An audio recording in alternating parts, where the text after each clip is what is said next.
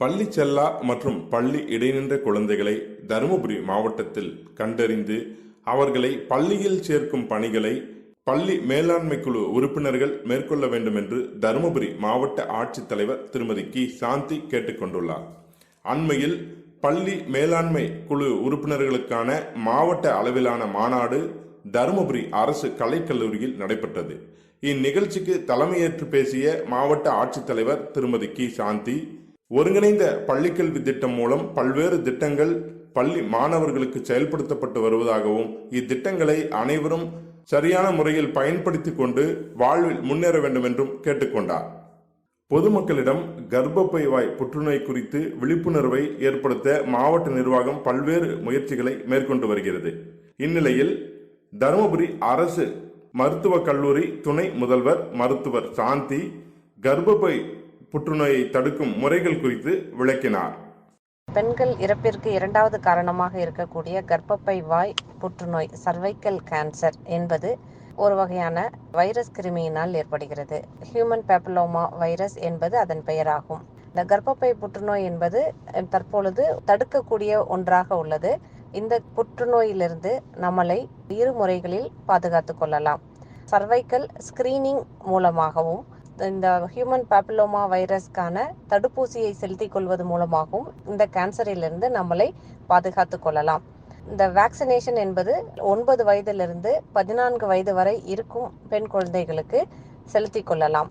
Screening program என்பது 30 வயதில் இருக்கும் பெண்களுக்கு இந்த விஷுவல் ஸ்கிரீனிங் ப்ரோக்ராமை நமது அரசு மருத்துவமனைகளில் செய்து கொள்ளலாம்.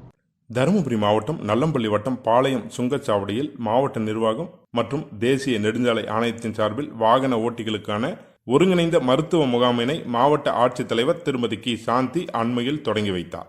இந்நிகழ்ச்சியில் பேசிய மாவட்ட ஆட்சித்தலைவர், தேசிய சாலை பாதுகாப்பு மாதம் ஜனவரி 15ஆம் தேதி முதல் பிப்ரவரி 14ஆம் தேதி வரை கடைபிடிக்கப்படுவதையொட்டி தருமபுரி மாவட்ட நிர்வாகத்தின் சார்பில் பல்வேறு சாலை பாதுகாப்பு விழிப்புணர்வு நடவடிக்கைகள் மேற்கொள்ளப்பட்டு வருவதாக குறிப்பிட்டார். குறிப்பாக பள்ளி கல்லூரி மாணவ மாணவிகளுக்கு தலைக்கவசம் அணிவதன் அவசியம் குறித்து விழிப்புணர்வை ஏற்படுத்தும் வகையில் பேரணிகள், விழிப்புணர்வு நிகழ்ச்சிகள் தொடர்ச்சியாக நடத்தப்பட்டு வருவதாகவும் மாவட்ட ஆட்சித்தலைவர் தெரிவித்தார். தருமபுரி மாவட்டம் நல்லம்பள்ளி வட்டம் பாளையம் சுங்கச்சாவடி வழியாக தினந்தோறும் ஏராளமான வாகனங்கள் பயணிக்கின்றன. இவ்வாகன ஓட்டிகளுக்கு விழிப்புணர்வை ஏற்படுத்தும் வகையில் அவர்களின் உடல் ஆரோக்கியத்தின் அவசியத்தை உணர்த்தும் வகையிலும் இந்த ஒருங்கிணைந்த மருத்துவ முகாம் நடத்தப்பட்டு வருவதாகவும் மாவட்ட ஆட்சித்தலைவர் குறிப்பிட்டார். இந்நிகழ்ச்சியில் மாவட்ட காவல் கண்காணிப்பாளர் திரு ஸ்டீபன் ஜேசுபாதம், மாவட்ட வருவாய் அலுவலர் திரு பால் பிரின்ஸ்லி ராஜ்குமார், வட்டார போக்குவரத்து அலுவலர் திரு தாமோதரன் உள்ளிட்ட பல்வேறு அலுவலர்கள் பங்கேற்றனர். தருமபுரி குமாரசாமிப்பேட்டை சிவசுப்பிரமணிய சாமி கோயில் தைப்பூச தேர் திருவிழா கடந்த 21ஆம் தேதி கொடியேற்றத்துடன் தொடங்கியது. விழாவையொட்டி பல்வேறு சிறப்பு நிகழ்ச்சிகளுக்கு ஏற்பாடுகள் செய்யப்பட்டிருந்தது. மகா தீபாராதனையும் நடைபெற்றது. இதைத் தொடர்ந்து தினமும் சாமிக்கு சிறப்பு அபிஷேக ஆராதனை, வழிபாடும் பல்வேறு வாகனங்களில் சாமி திருவீதி உலாவும் நடைபெற்றது. விழாவின் முக்கியமான கடந்த 27ஆம் தேதி காலை அருள்மிகு சிவசுப்பிரமணிய சாமி கோயில் தைப்பூச தேரோட்டம் நடைபெற்றது. தமிழகத்தில் எங்கும் காணாத வகையில் பெண்கள் மட்டுமே வடம் பிடித்து தேரை நிலை பெயர்த்தனர். இதில் ஆயிரக்கணக்கான பெண்கள் மற்றும் பக்தர்கள் கலந்து கொண்டு அருள்மிகு சுப்பிரமணிய சாமியை வழிபட்டனர்.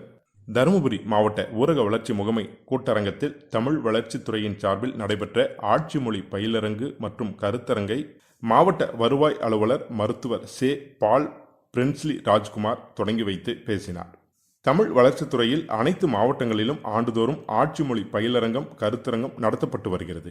அவ்வகையில் தருமபுரி மாவட்டத்தில் 2023-24 நிதியாண்டிற்கான ஆட்சி மொழி பயிலரங்கம், கருத்தரங்கம் 6/2/2024 மற்றும் 7/2/2024 ஆகிய 2 நாட்கள் தருமபுரி மாவட்ட ஊரக வளர்ச்சி முகமை கூட்டரங்கில் நடைபெற்றது. இப்பயிலரங்கில் மாவட்டத்தில் உள்ள அரசு அலுவலகங்கள், வாரியங்கள், கழகங்கள், தன்னாட்சி நிறுவனங்கள் ஆகியவற்றில் பணியாற்றும் அலுவலர்கள், பணியாளர்கள், தமிழ் அறிஞர்கள், கல்லூரி மாணவர்கள் உள்ளிட்டோர் பங்கேற்றனர்.